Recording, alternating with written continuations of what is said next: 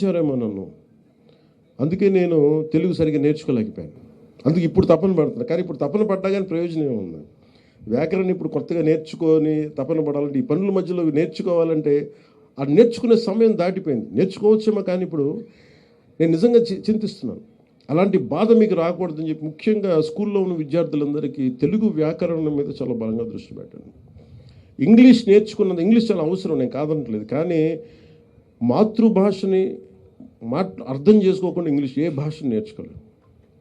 అది మటుకు మనం, అంతేగాని అది ఇంగ్లీష్లో మాట్లాడినంత మాత్రం ఇంగ్లాండ్లో అందరూ ఇంగ్లీషే మాట్లాడతారు. అక్కడ పేదరికం ఉండకూడదు. ఇంగ్లీష్కి పేదరికానికి జ్ఞానానికి సంబంధం లేదు. ఇంగ్లీష్ వస్తే జ్ఞానం వచ్చినట్టు కాదు.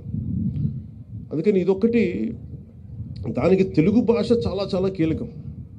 మాతృభాషను నేర్చుకోవటం, అలాంటి మాతృభాషకి ఇవన్నీ పెంపొందించడానికి ఇవన్నీ పనిచేస్తాయి. బుక్ ఫెయిర్స్ ఇలాంటివన్నీ. ఒక్కొక్క పుస్తకం ఎంత విలువైందో మనకు తెలియదు. ఎంత ట్రైనింగ్ వెయిట్స్ అని చెప్పాను కదా, ఒక్కొక్క పుస్తకంలో ఎంత ఇన్ఫర్మేషన్ ఉంటుందో మనకు తెలియదు.